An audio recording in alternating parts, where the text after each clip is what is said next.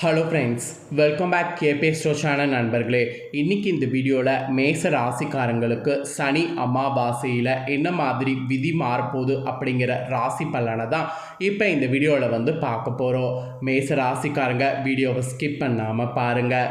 கதறி கதறி கடவுள் முன்னாடி நடந்தாலும் அழுந்தாலும் விதிப்படி என்னமோ நடக்க வேண்டியது நடந்தே தீரும். அந்த விதிப்படி நடக்க வேண்டியது என்னங்கிறத தெரிஞ்சுக்கிட்டா நம்ம விதியை மாற்ற முடியுமோ இல்லையோ தப்பிக்க முடியும். ஸோ அந்த வகையில் இப்போ சனி அமாவாசையானது வரப்போகுது.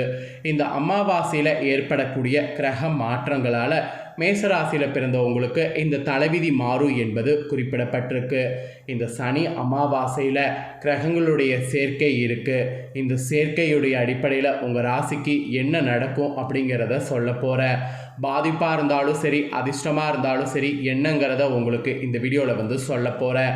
என்னங்கிறத நீங்கள் உங்கள் ராசிக்கு தெரிஞ்சுக்கிட்டிங்கன்னா அதற்கேற்ப நடந்து பலன் பெறலாம். அது மட்டும் இல்லாமல் சனி அமாவாசையில் பாதிப்போடு சேர்த்து ஒரு பரிகாரம் இருக்கிறதையும் உங்களுக்கு சொல்ல போகிறேன். அந்த பரிகாரம் என்ன, அதை செய்கிறதுனால உங்கள் வாழ்க்கை எப்படி மாறும் அப்படிங்கிறதையும் இந்த வீடியோவில் தெரிஞ்சுக்குங்க.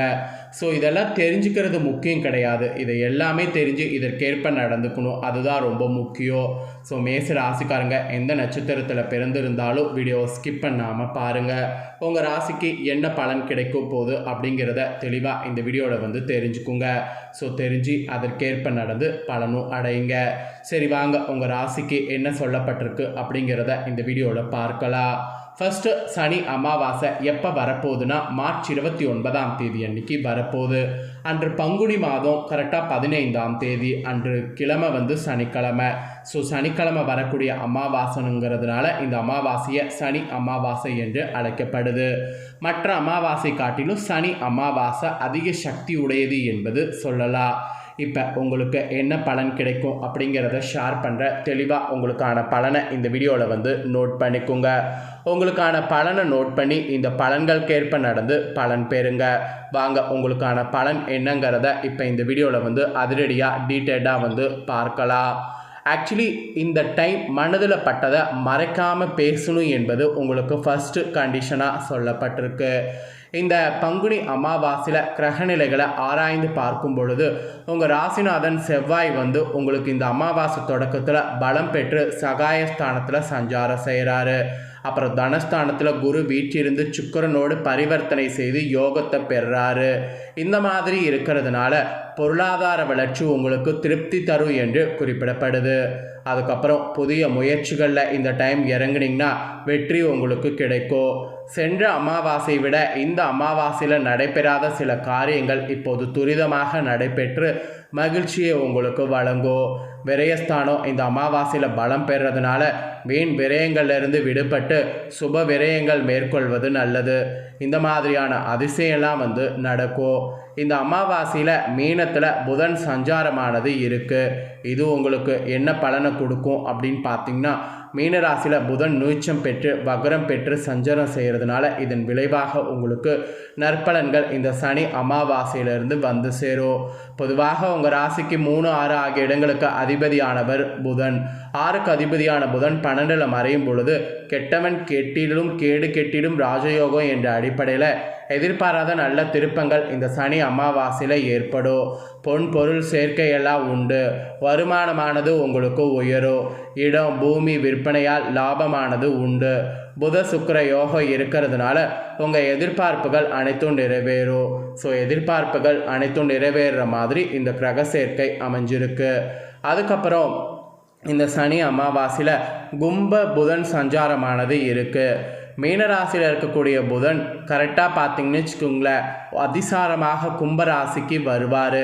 உங்கள் ராசிக்கு சகாயஸ்தானது புதன் லாபஸ்தானத்துக்கு வருவது இந்த சனி அமாவாசையில் நல்ல நேரம்தான். உழைப்புக்கேற்ற பலன்லாம் உங்களுக்கு கிடைக்கும். வெளிநாட்டில் உள்ள பிரபல நிறுவனங்கள்லேருந்து பணிபுரிய அழைப்புகள் உங்களுக்கு வரலாம். ஒரு சிலருக்கெல்லாம் உத்தியோகத்தில் இருந்து விருப்ப ஓய்வில் வெளிவந்து சுயதொழில் தொடங்கக்கூடிய முயற்சியில் ஆர்வம் காட்டினீங்கன்னா அது உங்களுக்கு ஜெயிக்க முடியும். அதற்கு நண்பர்களுடைய ஒத்துழைப்பு இந்த சனி அமாவாசையில் கிடைக்கும்.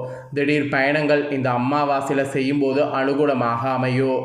பொது வாழ்வில் இருப்பவர்களுக்கு எதிர்பார்த்த பொறுப்புகள் கிடைக்கும். மொத்தத்தில் உங்களுக்கு இந்த சனி அமாவாசையில் சூப்பராக நேரம் அமைஞ்சிருக்கு.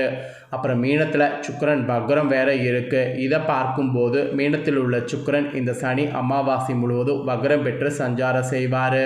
இது அசுர குருவான சுக்கிரன் வக்ரம் பெறுவது ஒரு வழிக்கு நன்மை என்று சொல்லலாம். ஏன்னா உங்கள் ராசிக்கு 2, 7 ஆகிய இடங்களுக்கு அதிபதியானவர் சுக்கிரன் என்பதால் கலகலப்பான குடும்பத்தில் சலசலப்பு உருவாகும். குடும்ப உறுப்பினர்கள் உங்கள் குணமறிந்து நடந்து கொள்ள மாட்டார்கள். கடுமையாக முயற்சித்து சில காரியங்கள் கைகூடாமல் போகலாம். பொருளாதார பற்றாக்குறை அதிகரிக்கும்.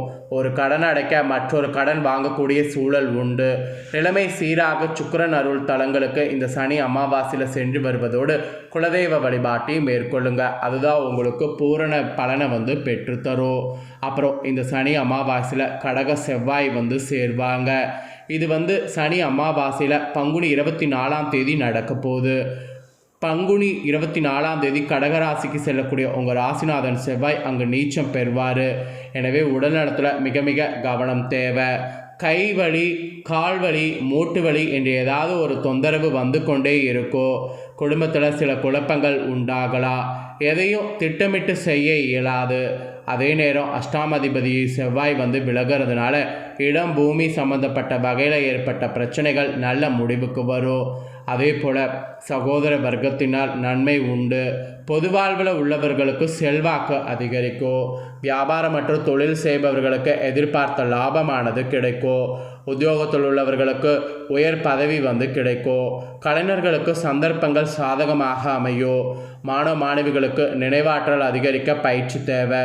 பெண்களுக்கு குடும்ப சும கூடும். கொடுக்கல் வாங்கல்கள் திருப்தி தரும். ஸோ பண தேவையை பூர்த்தி செய்வதற்கு நீங்கள் ரொம்ப கவனமாக இருக்கணும். இந்த சனி அமாவாசையில் இந்த மாதிரியான பலன்லாம் உங்களுக்கு கிடைக்கும். இந்த சனி அமாவாசையில் மகிழ்ச்சி தரக்கூடிய வண்ணம் சிவப்பு என்று சொல்லப்பட்டிருக்கு. சிவப்பு நிறத்தில் ஆடை அணிந்து முன்னோர்களுக்கு தர்ப்பணம் கொடுக்கறது அந்த மாதிரிலாம் இந்த நாளில் பண்ணணும். இதுதான் சனி அமாவாசை பலன். இந்த சனி அமாவாசை பலனை இப்போ நீங்கள் தெரிஞ்சுக்கிட்டீங்க. இப்போ நெக்ஸ்ட்டு இந்த பரிகாரம் வேணும்னா பாருங்கள். இந்த சனி அமாவாசையில் பித்ரு சாபம் நீங்கள் முன்னோர்களை வழிபாடு எப்படி செய்யணுங்கிறத உங்களுக்கு சொல்ல போகிறேன். ஸோ எப்படி செய்யணும் அப்படிங்கிறத இந்த வீடியோவில் தெரிஞ்சுக்குங்க. ஆக்சுவலி பங்குனியில் வரக்கூடிய சனி அமாவாசை தினத்தில் விரதம் இருந்தீங்கன்னா திருமணம் ஆகாமல் இருக்கக்கூடிய பெண்கள், திருமணம் ஆகாமல் இருக்கக்கூடிய ஆண்கள், மேச ராசிக்காரங்களுக்கு திருமணம் ஆகும் என்பது குறிப்பிடப்படுது. அதுவும் நீங்கள் நினைத்த மாதிரியே திருமணம் நடக்கும் என்பது குறிப்பிடப்படுது. அதனால் முன்னோர்களை ஆசியோடு இந்த நாளில் வழிபாடு செய்யுங்க. அதாவது ஆசி பெறுவதற்கு பல தடைகள் விளங்குவதற்கு இந்த நாளில் அவங்களுக்கு வழிபாடு செய்யுங்க. அது எப்படி செய்யணுங்கிறத நான் உங்களுக்கு ஷேர் பண்ணுறேன். தெளிவாக இந்த வீடியோவில் தெரிஞ்சுக்குங்க. அமாவாசை திதி அன்னைக்கு மறைந்த உங்கள் முன்னோர்களுக்கு விரதம் இருந்து வழிபடுவதற்குரிய அந்த ஒரு நேரத்தில் வழிபாடு செய்யணும். அன்றைய தினம் நம்மளுடைய முன்னோர்களுடைய பசியும் தாகமும் அதிகமாக இருக்கும். அந்த பசியை போக்க கருப்பு எள் கலந்த தண்ணீரை நீங்கள் அவங்களுக்கு தர்ப்பணம் செய்ய வேண்டும். அதிலும் இந்த பங்குனி மாதம் வரக்கூடிய அமாவாசை என்று விரதம் இருந்து இந்த தண்ணீரை நீங்கள் கொடுக்கறதுனால உங்களுக்கு ஏதாவது பித்ரு சாபலாம் இருந்தால் அந்த பித்ரு சாபம் நீங்கும். இது ஐதீகமாக சொல்லப்படுது. அதனால் இந்த ஐதீகமான விஷயத்தை இந்த நாளில் மறக்காமல் செய்யுங்க. இந்த பங்குனி மாத அமாவாசை அன்னைக்கு கரெக்டாக பார்த்தீங்கன்னு வச்சுக்கோங்களேன், சனி பயிற்சி கூடவே சூரிய கிரகணமும் நடக்க போகுது. அதனால் இது ஒரு சைத்திர அமாவாசை என்று அழைக்கப்படுது. இந்த அமாவாசை தினத்தில் உங்களால் முடிஞ்ச அளவுக்கு அன்னதானம் செய்தீங்கன்னா மிகவும் நல்லது. ஆக்சுவலி இதை நீங்கள் செய்கிறதுனால தொழிலில் முன்னேற்றமானது கிடைக்கும். வேலையில் சிறந்த வாய்ப்பும் கிடைக்கும். மேலும் பங்குனி மாதம் பித்ருக்களுக்கு மிகவும் திருப்தி அளிக்கக்கூடிய காலம். அந்த வகையில் இந்த மாதத்தில் சனி அமாவாசை நாளன்று முன்னோர்களுக்கு ஆராதனை, தர்ப்பணம் முதலான காரியங்கள் செய்தீங்கன்னா பித்ருக்களுடைய ஆசையை பெறலாம். அது மட்டும் இல்லாமல் விரதம் இருந்து வழிபட்டால் பித்ருக்களுக்கு மிகவும் திருப்தி அளிக்கக்கூடியதாக இருக்கும். அதனால் நீங்கள் நினைத்தது நடக்கும். திருமணம் ஆகிறது மட்டும் கிடையாது, நிறைய விஷயங்கள் உங்களுக்கு நல்லது நடக்கும்.